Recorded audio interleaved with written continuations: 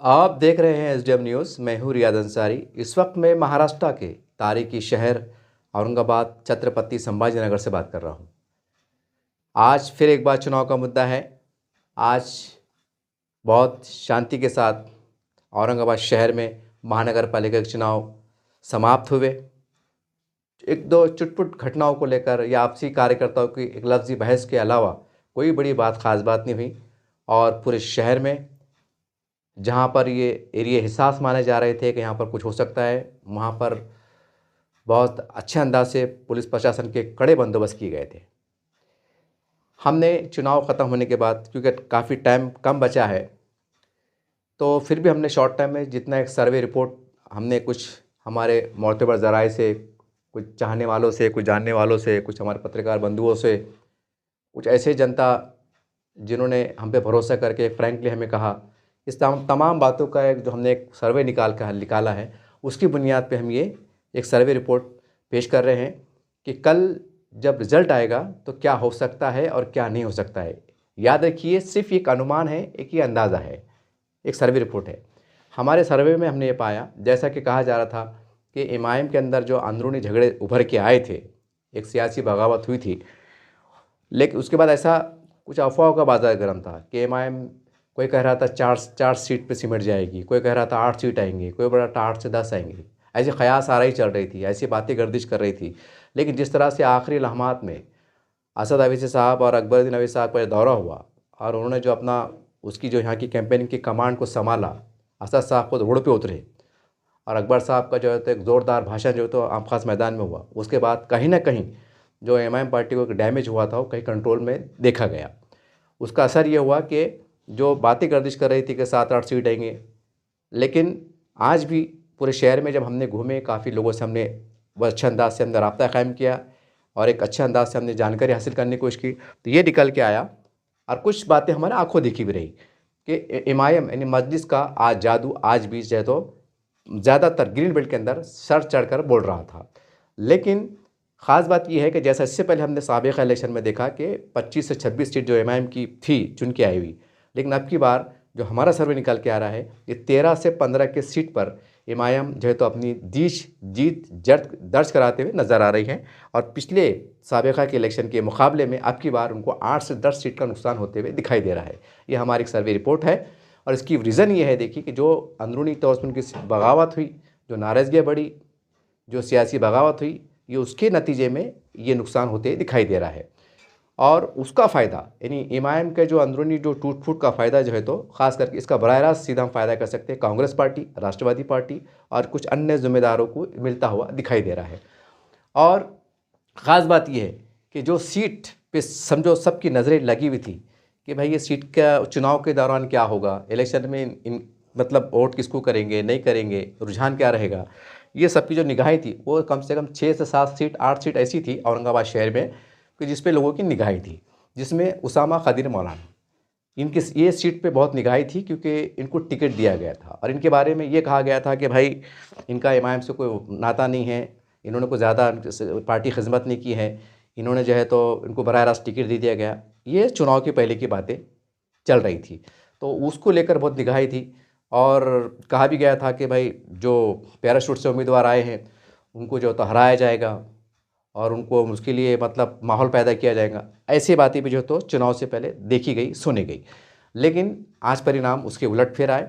उस हमारे सर्वे के मुताबिक उसामा अब्दुल खदीर बहुत ही अच्छी मतलब अंदाज से जीत दर्ज कराते हुए नज़र आ रहे हैं। इसी तरह से हमने देखा कि कलीम कुरैशी और इनका एक विवाद भी आमने सामने हो गया था, तो वो भी उन पर भी निगाहें थी कि कलीम कुरैशी का क्या होगा। तो कलीम कुरैशी साहब का भी जो है तो मामला जो हमारा सर्वे रिपोर्ट पाया, बहुत ही कड़ी टक्कर देते हुए कलीम कुरैशी साहब भी जीत दर्ज कराते हुए नज़र आ रहे हैं।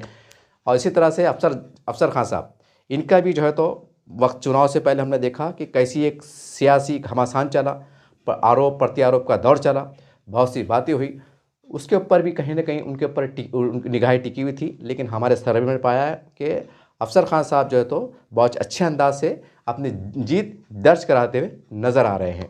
इस तरह से अगर हम किराड़पड़े में चल जाते हैं तो हाजी इसाक साहब जो 10 सालों से जो है तो एक बहुत ही सच्चे और पक्के एमआईएम के सिपाही के तौर पर जान माल तन मन धन लगा के जो है तो उन्होंने पार्टी के लिए बहुत कुछ किया और एक अपना एक अनोखा रिकॉर्ड बनाया था। उसका फल, उसका सिला वहाँ की आवाम उनको देते हुए नज़र आ रही हैं। यानी कह सकते हैं कि हाजी इसाक साहब जो एमआईएम के हैं और उनकी, मैं समझता हूँ उनकी बहू को टिकट दिया गया था महिला कोटे से, वो भी कहीं ना कहीं अपनी शानदार जीत दर्ज कराते हुए नज़र आ रहे हैं। और इसमें सबसे चौंकाने वाली बात यह है कि रायपुर से इब्राहिम भैया पटेल जो कांग्रेस के हैं, जो कांग्रेस के टिकट पर चुनाव लड़ रहे हैं, कहीं ना कहीं उनके बारे में भी बहुत अच्छा पब्लिक का एक रुझान जो है हमने सर्वे में पाया, उनके बारे में देखा गया। यानी कह सकते हैं कि वो भी कहीं ना कहीं बहुत कम फासले से क्यों ना हो लेकिन अपनी जीत दर्ज कराते नज़र आ रहे हैं। दूसरी खास बात यह है कि कांग्रेस पार्टी से इसी हल्के में 2 उम्मीदवार, एक महिला और एक जेंट्स, यानी अशफाक जमील खान, अल्फिया जमील खान। अल्फिया महिला कोटे से अल्फिया जमील खान बहुत कांटे की टक्कर देते हुए, यानी कि हम कह सकते हैं कि इनकी भी जीत के इम्कानात रोशन है। अलबत्ता अशफाक जमील खान के जो मामला है वो कहीं ना कहीं जो है तो एक कश्मकश में दिखाई दे रहा है। यानी कि कांटे की टक्कर कह सकते हैं। आखिर के जो 2-3 राउंड होंगे उसके अंदर बहुत ही कम फासले से जो है तो कुछ भी हो सकता है, कुछ भी उलट फिर हो सकता है। इसी तरह से अगर राष्ट्रवादी कांग्रेस की बात करें तो ख्वाजा शरफुद्दीन, इनका चारों का पैनल था, लेकिन ख्वाजा शरफुद्दीन साहब जो है तो बहुत ही वाज़े साफ तौर पे जो है तो, क्योंकि इनकी अपनी मकबूलियत है आवाम के अंदर, इनके बेशुमार समाजी काम है, ये बिल्कुल इनकी सीट, ये अपनी सीट अपना गढ़ बचाने में कामयाब हो रहे हैं। लेकिन बाकी 3 उम्मीदवारों का जो है तो मामला कश्मकश में है। इनके बारे में कुछ भी उथल पुथल हमको देखने को मिल सकती है। बहरहाल ये बातें तमाम हमने बता दिया। इसी तरह से प्रदीप जायसवाल साहब और संजय सर साहब, इनके परिवार के मतलब लोग, उनका बेटा भी जो है तो मैदान में था और ये 2 सीट हमने सर्वे में पाया कि बहुत ही अच्छे अंदाज से ये भी कहीं ना कहीं एक लीड के साथ जो दीज कराते हुए नज़र आ रहे हैं। और कुल मिला के अगर हम हिंदू भाइयों के, हिंदू बेल्ट के इलाके की बात करें तो वहाँ पर शिंदे शिवसेना का अपना वर्चस्व दिखाई दिया है उनके, हमारे हिंदू भाइयों के बेल्ट के अंदर। सेकंड पे जो है तो भाजपा नज़र आ रही है और थर्ड पे जो है तो उद्धव ठाकरे साहब की जो है तो पोजीशन नज़र आ रही है। इसकी खास वजह ये भी रही कि लाडली बहन का जो जादू वो कहीं ना कहीं आज भी बरकरार है और वो लाडली बहन का जो योजना थी, ये योजना है, उसका कहीं ना कहीं लाभ इस इलेक्शन में जो है तो भारतीय जनता पार्टी या शिवसेना को मिलते हुए नज़र आ रहा है। और इस मामले में ख़ास बात ये कहेगा ग्रीन बेल्ट के अंदर जो है तो राष्ट्रवादी और कांग्रेस कहीं ना कहीं इनकी भी एक अच्छे दिन आए हैं। और इसकी सिर्फ कारण ये है कि एमआईएम के अंदर जो उथल पुथल देखी गई उसका कहीं ना कहीं बेनिफिट एक वक्ती तौर से, इत्तेफाकी तौर से ये कांग्रेस पार्टी और राष्ट्रवादी पार्टी को भी मिलता हुआ दिखाई दे रहा है। बहरहाल वंचित बहुजन अघाड़ी की भी अच्छे सीट जो है चुन के आने वाले हैं और अब की बार यानी पहले की तुलना में कांग्रेस पार्टी, राष्ट्रवादी पार्टी के कुछ ज़्यादा उम्मीदवार चुन के आ सकते हैं। बहरहाल ये दिलचस्प बात रहेगी कि ऐसा कहा जा रहा था कि भाई कौन सी पार्टी उभर के आएंगी, लेकिन हमारे हम सर्वे में पा रहे हैं कि सबसे बड़ी पार्टी अगर ग्रीन बेल्ट के हिसाब से बात करें तो एमआईएम एक सबसे बड़ी पार्टी उभर के आ रही है। और सेकंड पे अगर हम माने तो ये मतलब राष्ट्रवादी कांग्रेस अगर मिला लिया जाए तो फिर ये उससे बड़ी पार्टी बन के उभर के आ सकते हैं। लेकिन अगर सिंगल पार्टी के तौर पे बात करें तो एमआईएम पार्टी जो है तो एक बड़ी पार्टी के एक तौर पे उभर के आ रही है। अगर हम हिंदू बेल्ट के इलाके की तरफ बात करें तो वहाँ पर शिंदे शिवसेना की जो प्रत्याशी है, वो उम्मीदवार है, वो बड़ी बहुमत के साथ बड़ी संख्या में जो है तो अपनी लीड दर्ज कराते नजर आ रहे हैं। यानी बड़ी पार्टी के तौर पर जो है तो शिवसेना शिंदे गठ उभर के आ रही हैं। सेकंड पे भाजपा है, थर्ड पे उद्धव ठाकरे साहब के उबाटा, इनका मामला दिखाई दे रहा है। यानी कि अगर हम पूरा बारीकी से अगर एनालाइज करते हैं तो फिर एक बार कहने कि महानगर पालिका पे भगवा परचम लहराने जा रहा है और एक समझते हैं कि एक बड़ी लाट, भगवा लाट हम कह सकते हैं कि देखी पूरे शहर में देखी गई है। और इसका परिणाम, और हमने पहले कहा कि जो लाडली बहन की योजना है और दीगर ये योजना है, कहीं ना कहीं उसका बेनिफिट यहाँ की जनता ने उसको महसूस किया है। और भारतीय जनता पार्टी शिवसेना पे जो है तो बड़ी संख्या की जो हमारे बिरादरान वतन के जो वोटर्स हैं उन्होंने अपना उन पे विश्वास जताया है, उन पे भरोसा जताया है। बहरहाल कुल मिला के हम ये कह सकते हैं कि उसामा अब्दुल खदीर, हाजी इसाक साहब, इब्राहिम भैया पटेल, अल्फिया जमील खान, अफसर खान साहब, अयूब खान साहब जो इन्होंने इत्तेहाद पैनल बनाए थे, ख़ास बात ये है देखिए कि इनका भी हमने एनालाइज किया है तो हमने जो हमारे सर्वे में पाया तो बड़ी चौंकाने वाली बात है कि अयूब खान साहब और जैदी साहब ये कहीं ना कहीं ये बहुत जीत के हिस्से को छूते नज़र आ रहे हैं। और बाकी जो 2 उम्मीदवार हैं तो इनकी बहुत कड़ी काटे की टक्कर दिखाई दे रही है। यानी कि फुल रेस में है, कुछ कहा नहीं जा सकता, बहुत कम फासले जो है तो कुछ भी नतीजे सामने आ सकते हैं। यानी इत्तेहाद पैनल के जो 4 उम्मीदवार हैं, कहना कि 2 की जो सफकत दिखाई दे रही है और 2 है तो फुल रेस में यानी कांटे के टक्कर में दिखाई दे रहे हैं। हम यकीन से कोई नहीं कह सकता है कि क्या होने वाला है और क्या नहीं हो सकता है। बहरहाल इसके अलावा हमने आम जनता से बात की तो इसके अंदर हमेशा ये होता आया कि जैसा कि पार्टी बोलो या पार्टी के नेता बोलो, ये जनता को कहने के उल्लू बनाया करते थे या बनाते हैं, या उनकी बातों पर भरोसे किया जा सकता है। लेकिन ये पहली बार ऐसा हो रहा है परवाह के इलेक्शन के बाद कि जनता ने अच्छे पार्टियों को, अच्छे उम्मीदवारों को उल्लू बनाने का यानी कन्फ्यूज़न करने का काम किया है। यानी कि बहुत से लोग एक चाह रहे हैं कि भाई समझ रहे होंगे कि जनता हमारे साथ में, लेकिन ऐसा नहीं कह सकते आप, क्योंकि हमने कई लोग जो हमारे जो करीबी ताल्लुकात के थे या और भी हमारे मोतबर दराज से मालूम किया तो मुश्तरका तौर पर 4 वोट किसी पैनल को नहीं पड़े हैं। यानी कि मैं आपको एग्जाम्पल अगर दूंगा एक समझने के वास्ते, अगर मैं हूँ और मेरे ताल्लुकात समझो कांग्रेस पार्टी से हैं, उनके लीडरों से अच्छे हैं, और मेरे बच्चों के भी मतलब ताल्लुकात एमआईएम से हैं या राष्ट्रवादी से हैं, तो यूँ समझ लो अगर मेरे घर में 4 वोट है तो यूँ समझ लो कि मैंने दोस्ती के ऊपर, रिलेशन की बुनियाद पर मैंने अपने 2 वोट कांग्रेस पार्टी को दिया हूँ और मेरे बच्चे ने 2 वोट एमआईएम पार्टी को दिया है। मैं आपको एग्जाम्पल दिया हूँ। तो इस तरीके से जो है तो टूट फूट हुई है। यानी हम कह सकते हैं कि यहाँ पर पार्टी का जो जादू है कि भाई पार्टी है, पार्टी को देखना चाहिए, तो ये जादू कम दिखाई दिया है। और शख्सियत यानी कि हमारे दरमियान का आदमी कौन है, वार्ड का आदमी कौन है, अच्छा आदमी कौन है, अब बहुत बेहतर कौन हमारे लिए साबित हो सकता है, इस नज़रिए से लोगों ने जो है तो क्रॉस वोटिंग की है।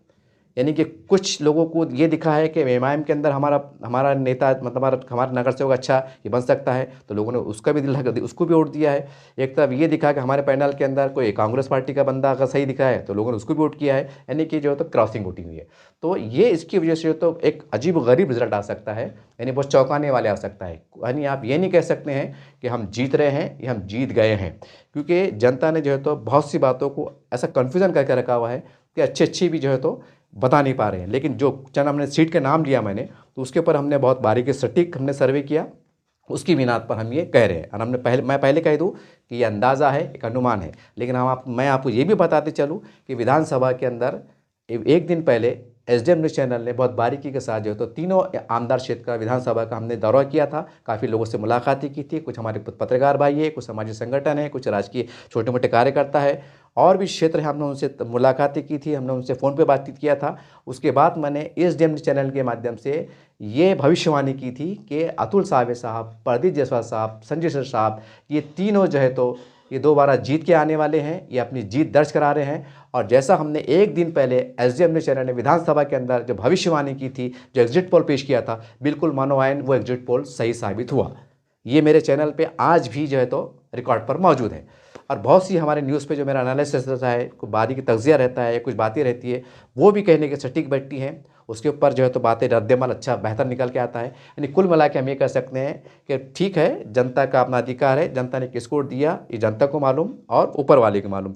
लेकिन कुछ बातों का जो हमने बहुत बारीकी के साथ, अच्छे अंदाज से, बड़े मोहतात अंदाज से हमने सर्वे निकाला है, उसकी बुनियाद पर हम कह सकते हैं कि हमारा जो सर्वे निकल के आ रहा है, ये 95 से 97% मैं व्यक्तिगत रूप से कह सकता हूँ कि ये आंकड़ा सही निकल के आ रहा है। 3% की कुछ संभावना हो सकती है उथल पुथल की। जैसे मैंने पहले कहा कि जनता ने अब की बार में जो है तो अच्छा कन्फ्यूज़न करके रखा है। बहरहाल कुछ ज़्यादा देर वाली बात नहीं है, बस एक रात बीतने वाली बात है। कल नया सूरज निकलेगा, पता नहीं किस्मत की देवी किस पे मेहरबान होगी, किसके चेहरे पे, किसके होठों पे मुस्कुराहट दिखी जाएंगी, और पता नहीं किसकी आंख में आंसू रहेंगे और कौन मायूस होगा। ये तो कल आने वाला, कल का सूरज उनके लिए एक पैगाम लेके आएगा। और इसमें कोई शक नहीं है कि एक एक वार्ड में 10-12 जो भी खड़े हुए थे, लेकिन जीत एक के मुकद्दर चुमेंगी और बाकी जो है तो अपने शिकस्त का सामना करना पड़ेगा। बहरहाल आखिर में ये भी कहूँगा मैं पर्सनली तौर से कि देखिए, आप जो भी क्षेत्र से आते हैं, जो भी प्रभाग से आते हैं, जो भी वार्ड से आते हैं, तो देखिए जो भी उम्मीदवार मतलब अगर जीत रहे हैं, तो अगर वो आपके पार्टी से हैं तो अब ज़्यादा आपको ऐसा हुल्लड़बाजी करने की ज़रूरत नहीं है। अगर आपके उम्मीदवार हार रहे हैं, अगर आप वहाँ मौजूद हैं, तो उसके अंदर भी कोई एक ताना कसी या कुछ ज़्यादा अफसोस करने वाली बात नहीं है। एक बतौर मुसलमान की हैसियत हमारा ईमान है कि उसकी मर्ज़ी के बगैर एक पत्ता भी नहीं हिलता है। अगर किसी के मुक़द्दर में जीत लिखी हुई है तो फिर कोई माई का लाल उसको हरा नहीं सकता, और किसकी मुक़द्दर में अगर हार लिखी हुई है तो कोई माई का लाल उसको जो है तो वो नहीं जो है तो जिता नहीं सकता। बहरहाल ये हमारा एक सटीक हम कह सकते हैं व्यक्तिगत तौर से हमने जो है किया है, हमने सर्वे किया है।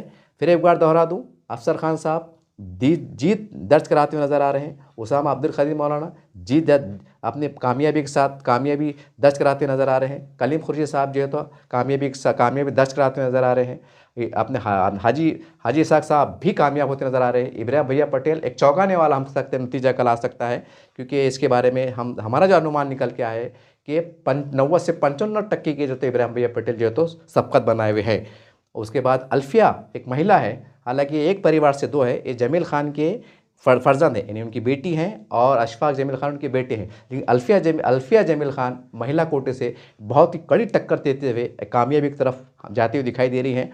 बहरहाल ये हमारा एक एनालिसिस था, हमारा तज्जिया था। फिर एक बार आखिर में बता दें कि एक अनुमान है, एक अंदाज़ा है, हमने बहुत बारीकी से इसको खंगालने की कोशिश की है, बारीकी से जनता के मन को टटोला है। बहरहाल और जो सबकी निगाहें, जैसा मैंने अभी कहा कि इत्तेहाद पैनल तरफ रहेगी, तो हमने वाज़ेह तौर से मैंने आपको कहा हूँ कि हमारे सर्वे के अनुसार अयूब खान साहब और जैदी साहब ये बहुत मतलब एक अच्छे अंदाज से छू रहे हैं, और बाकी के जो है दो उम्मीदवार जो है तो ये कांटे की टक्कर में, यानी कि रेस में है। आखिरी महलों में 2 या 3 मतलब जो आखिर के जो क्षण रहते हैं, जो काउंटिंग के रहते हैं, उसके अंदर कुछ उथल पुथल हो सकता है, और उसके अंदर क्या हो सकता है वो तो ऊपर वाला ही जानता है। बहरहाल कल का दिन सबके लिए बेचैनी भरा रहेगा, और देखने वाली बात ये रहेंगी कि एसडीएम न्यूज़ चैनल का हमारा सर्वे है ये कहाँ तक सटीक बैठता है, कहाँ तक निकल के आता है, इसके ऊपर भी जनता की नज़र रहेंगी। और ये तमाम बातें हम आपके सामने रखते हैं इंशाअल्लाह। अब घोड़ा मैदान सामने रहेगा, बस एक रात बीतने की बात है। कल सारे नतीजे आपके सामने रहेंगे, और हमारा एग्जिट पोल कितना सटीक बैठा, सही बैठा या गलत बैठा, ये भी आपके सामने रहेगा। बस तमाम उम्मीदवारों के लिए एक शुभकामनाएं, आपको दिल की गहराई से मुबारकबाद। अल्लाह आपका दिन अच्छा निकाले, आपके मतलब सब कल्याण हो, अच्छा हो। इसी दुआओं के साथ, नेक ख्वाहिशात के साथ मैं आपसे अलविदा होता हूँ। देखते रहिए आप एसडीएम न्यूज़ चैनल। जय हिंद, जय महाराष्ट्र।